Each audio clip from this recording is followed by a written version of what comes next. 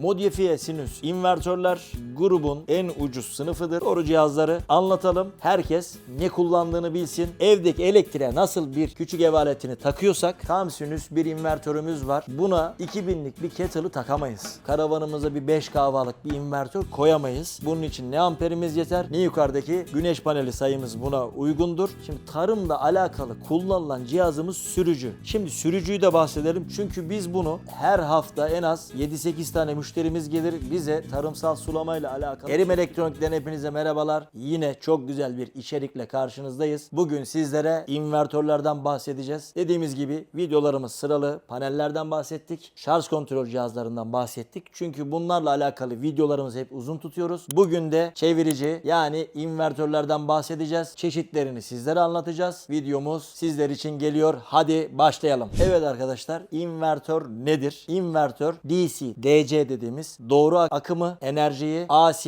yani AC dediğimiz alternatif akıma çeviren cihazdır. Buna invertör diyoruz. Güneş panelleri ve aküler DC elektrik üretir. Kullanmış olduğumuz cihazlar da AC elektrik tüketir. Bu ikisini uyumlu hale getiren cihaz da invertördür. Yani kısacası bir invertör güneşten aldığımız enerjiyi doğrudan elektrik olarak cihazlarda kullanmamıza yarıyor. Aynı zamanda invertörler sistemi korur, voltajı düzenler. Hatta bazı invertörlerde şarj etme özelliği de mevcuttur. Kaç çeşit invertör var? Bunlardan sizlere bahsedelim. Evet arkadaşlar, invertörden bahsettik. Sürocum şöyle yaklaş. Burada 1200 modifiye sinüsümüz. Modifiye sinüs invertörler genelde bu şekilde olur arkadaşlar. Yine gelelim. Burada tam sinüs invertörümüz. 1000 watt tam sinüs invertörümüz. Yine geldik burada 1000 watt. Yine bu yenidir. Çok güzel bir invertör. Tam sinüs invertörümüz bu şekilde. Ve geldik akıllı invertörlere. Akıllı invertörlerde bildiğiniz gibi ekranlı, böyle dikdörtgen şeklinde. Bu invertör çeşitlerimiz 3 çeşittir. Gördüğünüz gibi modifiye, tam sinüs ve akıllı invertör olarak da nitelendirir dedikten sonra modifiye sinüse başlayalım. Modifiye sinüs invertörler grubun en ucuz sınıfıdır. Küçük cihazlarda modifiye sinüs çalıştırılabilir. Yüksek enerji harcayan cihazlarda kesinlikle tavsiye edilmez. Çünkü 1200 watt'tan örnek verelim. 1200 watt bir invertör bize tam anlamıyla 1200 watt'ın tamamını vermez. Dediğimiz gibi küçük cihazlarda modifiye sinüs invertör kullanabiliriz. Grubun en ucuzu olduğu için basit sistemlerde modifiye sinüs invertörler tercih edilir. Şimdi örneklendirerek gitmek istiyorum. Karavanlarda maliyeti düşündüğünüz zaman şimdi iki türlü invertör kullanılıyor. Bunu da zaten videonun sonunda da sizlere detaylı olarak anlatacağım. Bir modifiye sinüs, iki akıllı invertör. Akıllı invertöre gelince anlattıktan sonra neden olmayacağını videonun sonunda sizlere bahsedeceğim. İlk olarak modifiye sinüs. Çekme karavanlarda bunu çok yaşıyoruz. Modifiye sinüs 1200'lük invertör koyuyorlar ve bizim kullandığımız buzdolabımız 220 oluyor. Arkadaşlar bunu çalıştırmaz. Dediğimiz gibi modifiye sinüs invertörler basit cihazlarda ampuldü, aydınlatmanın tamamıydı. Televizyondu. Televizyonda çok fazla harcama yapmaz. Telefon şarjı küçük cihazlarda modifiye sinüs tercih edilir. Ama şimdi gelen karavanlardan biz görüyoruz. 1200'lük modifiye sinüs takılmış. Yerinde 220 ile çalışan bir buzdolabı var. Haliyle ne oluyor? Sürekli invertör hataya düşüyor. En başta sigortalarını yakıyor. Ondan sonra içine kartına kadar zarar veriyor. Yüke bindiği zaman ne yapacak? Hem çok fazla ses yapar hem de çok fazla enerjiyi çeviremez. Haddinden fazla yükü sizlere takdim edemez. Kısaca böyle örneklendirelim. Modifiye sinüs küçük cihazlarda kullanılıyor. Bunu burada belirtmek istiyorum. Doğru cihazları anlatalım. Herkes ne kullandığını bilsin. Tam paket alıyoruz. İçerisinde hangi cihazın neyi çalıştırır onu bilmiyoruz. Ondan dolayı modifiye sinüs bu sınıfın en ucuz ve en az enerji tüketen cihazlarındandır. Az enerji tüketen cihazları çalıştırır demek daha doğru. Modifiye sinüs bu işe yarar. Şimdi gelelim tam sinüs invertöre. Tam sinüs invertörü şöyle örneklendirerek anlatmak istiyorum. Evde mevcut olan şebeke elektriğindeki gibi prize taktığınız herhangi bir küçük ev eşyası, işte kettle'dı. Tabi bu watt'a göre değişir, ondan da bahsedeceğim. Kısaca şöyle söyleyelim. Evdeki elektriğe nasıl bir küçük ev aletini takıyorsak aynı şekilde tam sinüs invertörde de 220'yi kayıpsız bir şekilde alabiliriz. tam sinüs invertörü böyle örneklendirerek anlatmak istiyorum. 1000 watt tam sinüs invertörümüz kayıpsız bir şekilde bize çıkışı yine 1000 watt olarak verir. Modifiye sinüste nasıldı? 1200 watt modifiye sinüs invertörümüz var. Bize 1200'ün tamamını ne yazık ki vermiyor. 1200 800'lere kadar düşüyor, 900'lere kadar düşüyor. Tam sinüste watt olarak kaç ise bu wattın tamamını alıyorsunuz. 1000 ise 1000, 2000 ise 2000. Tabi kullanacağımız cihazlar çok önemli. Arkadaşlar modifiye sinüsün bitirdikten sonra tam sinüsteyken araya şunu eklemek istiyorum. İnvertör seçerken watt çok önemli. Sık yaşanan sorunlar, hani hangi cihaz neyi çalıştırır tarafını ne yazık ki anlamıyoruz. Bu işin uygulamasını yapanlar anlatmıyor. Şimdi örnek veriyorum. 1000 tam sinüs bir invertörümüz var. Buna 2000'lik bir kettle'ı takamayız. Örnek veriyorum. Yine bu kahve makineleri 1000 watt ile çalışır. Her cihazın demarajına, yani pik yaptı, kaça kadar pik yapıyor, buna bakmamız lazım. Buna lütfen dikkat edelim.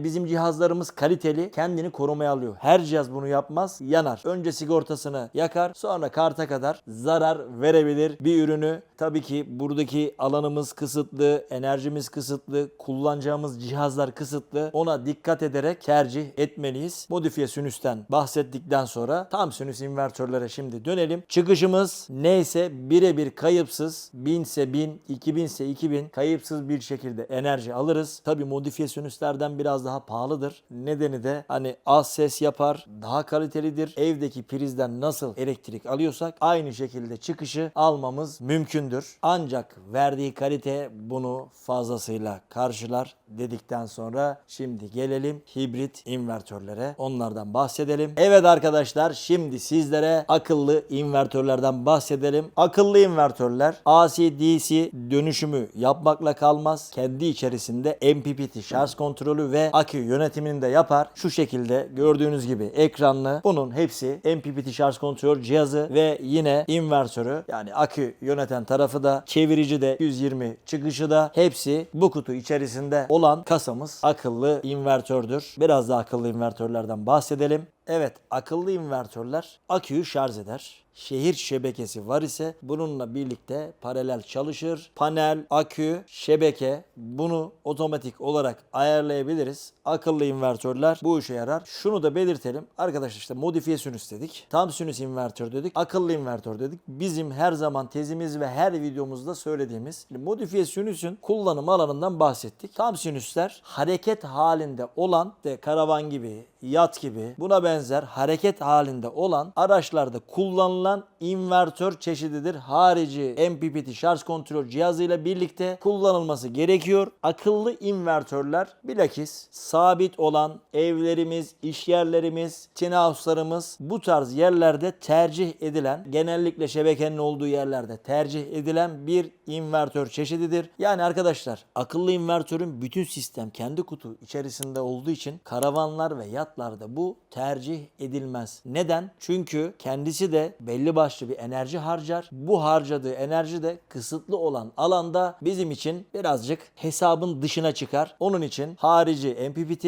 harici invertör, yani tam sinüs invertör, küçük cihazlar kullanacak isek modifiye sinüs, yani günümüzün biraz daha ucuz olarak görüldüğü invertör çeşididir. Bunlar kullanılır. Akıllı invertörlerde tam tersine sabit olan yerlerde, güç, enerji biraz daha yüksek kullanım olan yerlerde tercih edilen bir invertördür. Lütfen hani şunu belirtelim. Sistem hesaplatırken bu da çok önemli. Kullanmış olduğumuz invertör, yani biz her videomuzda altını çize çize söylüyoruz. Arkadaşlar, sistem hesaplatırken lütfen doğru ürünleri tercih edin. Ne kullanacaksak ona göre bir invertör seçelim. Tabi ona göre seçelim derken karavanımıza bir 5 kW'lık bir invertör koyamayız. Bunun için ne amperimiz yeter ne yukarıdaki güneş paneli sayımız buna uygundur. Dediğimiz gibi hani şunu da belirtelim, şimdi modifiye sinüs ve tam sinüs invertörler 12 volt 24 volttur. Akıllı olan sistemler ise 24 48 volt olarak değişir. Hani akıllılar 24-48, akıllılarda 12 yok. Bunlar modifiye ve tam sinüs için geçerli. Voltajı da burada aklımıza gelmişken ekleyelim. İnvertör bu işin çıkışıdır arkadaşlar. Karıştırıyoruz. Bakın, invertörü dilimizin döndüğünce sizlere anlatmak istedik. İnvertör depolanmış olan bir aküden aldığımız enerjiyi, 12-24 voltaj değişken aldığımız enerjiyi bize 220'ye çevirmeye yarayan cihazdır. cihazdır. Şimdi bize anlatırken güneş paneliyle direkt invertörü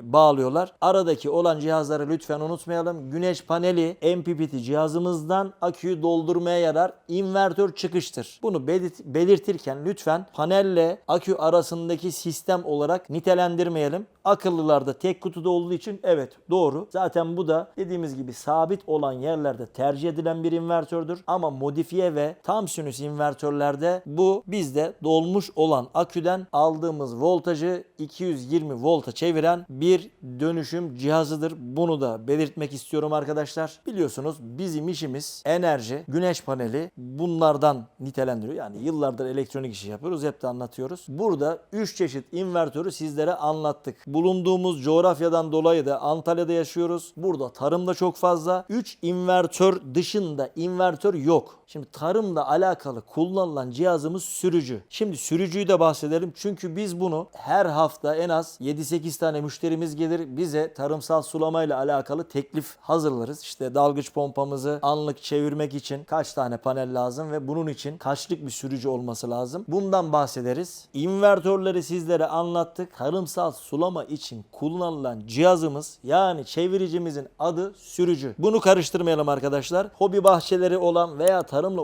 uğraşan arkadaşlarımız bize geliyor. Aynı paneli iki sistemde kullanamayız veya sürücüyü eve 220 olan yere entegre edemeyiz. Bakın arkadaşlar, sürücü dediğimiz olay, kısaca ondan bahsedeyim size. Sürücü güneş panelindeki üretilen voltajı anlık olarak çevirip dalgıç pompayı çalıştırmak için yarayan cihazımızın adı sürücüdür. Bununla alakalı voltajımız 380 veya 220 ise o dalgıç pompanın çeşidine göre değişir. Burada sürücüde elde edilmesi gereken olay hertz. Hertz nedir? 40 hertz ve üzeri olan bütün sürücüler aşağıdaki pompamızı rahatlıkla çalıştırır. Ama bu sadece bizim derin kuyudaki veya sulama için kullanılan pompamızı çalıştıracak olan sistemi destekleyen aletin adı sürücü. Bu evlerde kullanılmaz veya bize anlık olarak 220 veya 380, zaten 380 sürücüyle nitelendiriliyor. Yani 380 invertörde yapabiliyoruz. Burada toplayayım, yanlış bilgi olmasın. Biliyorsunuz şebeke elektriği olan yerlerde normal 220 saat girişimiz 3 faz olarak giriyor. 380 orada da alarak dağıtıyoruz. Yanlış bilgi vermeyelim. Sürücümüz şu şekilde. Anlık olarak derin kuyu su pompalarında çalıştırmak için yarayan çeviricimiz, cihazımız. Bu evde kullanılmaz. Depolama yapmak için kullanılmaz. Tamamen depo dışı MPPT şarj kontrolü cihazı olmayan bir cihazdır. Bunu karıştırıyoruz. Çalıştırırız diyenler oluyor. Nasıl çalıştırılıyor? Ondan da söyleyeyim. Meslektaşlarımız şöyle söylüyor. Panel sayımız alttaki kullandığımız sürücüye göre 20 tane, 10 tane, 10 tane paneli ayırıp bir pako şartelle sürücüyü de kullanırsın. Yani derin su kuyumuzu da eve de destek verirsin. Arkadaşlar, panel adetini yukarıda mevcut olan sürücüde kullandığımız panelleri eve entegre edemeyiz. Yani evet, burada maliyeti düşürüp para kazanalım mantığında insanlara bu fikri sunuyorsunuz ama lütfen doğru bilgilerle gidelim. Pako şartelle biz onu çözemeyiz. Sürücü anlık olan güneşi çevirip derin su kuyusunu çalıştırmak için yarayan cihazımız. İnvertör,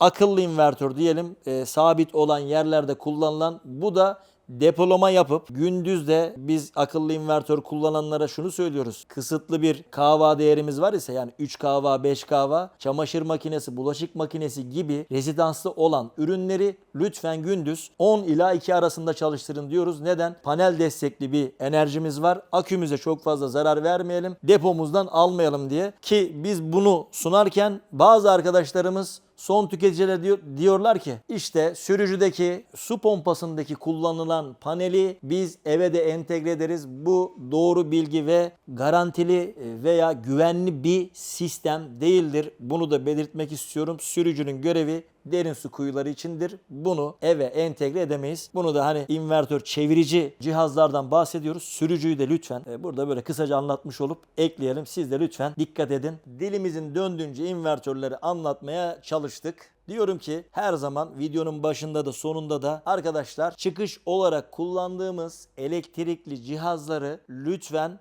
doğru hesaplayarak invertörümüzü ona göre seçelim. Örneklendireceğim yine başımıza gelmiş olay. 3 kahvalık bir sistem kurduğumuz bir bağ evinde eski tip kaynak makinesi çalıştırmışlar ve bizim invertörümüz yanmış ve bize kullanıcımız şu şekilde 2 dakika çalıştırdım ne olacak dedi. Biz de olacağı bu, cihaz yanmış, geçmiş olsun dedik. Arkadaşlar buna dikkat edelim çünkü kısıtlı bir elektrikten bahsediyoruz. Şebeke elektriği gibi istediğimiz cihazı istediğimiz şekilde kullanamayız. Bunu belirtelim. Evet, bazı cihazlarımızda mesela şu cihazdan örnek vereyim. Elektrozirve'nin yeni modeli. Bu cihazımız 3000'lik, demarajı 6000. Yani yüke bindiği zaman 6000'e kadar destekler. Bu da anlık olarak arkadaşlar. 2 cihazı 3 cihazı aynı anda çalıştırdık. İşte 3000'in üstüne çıktık. Demarajda hani cihazın kalkışında yüksek enerji aldı ve cihaz kendi otomatik olarak normal enerjisine döndüğü zaman burada anlık olarak destekler. Onun dışındaki cihazlar yanar. Bunu da belirtelim. Yani cihazları seçerken arkadaşlar kullanacak olduğumuz cihazlara göre seçelim lütfen. 1000 watt her şeyi çalıştırmaz. Bize çünkü 1000 watt çalıştırır. Bize böyle bilgi verildi diye gelen müşterilerimiz var. Bundan dolayı da sıkıntı yaşarsınız. Maliyet, yani her zaman diyoruz tabii ki herkes maliyetini ve parasını düşünecek ama bir ürünü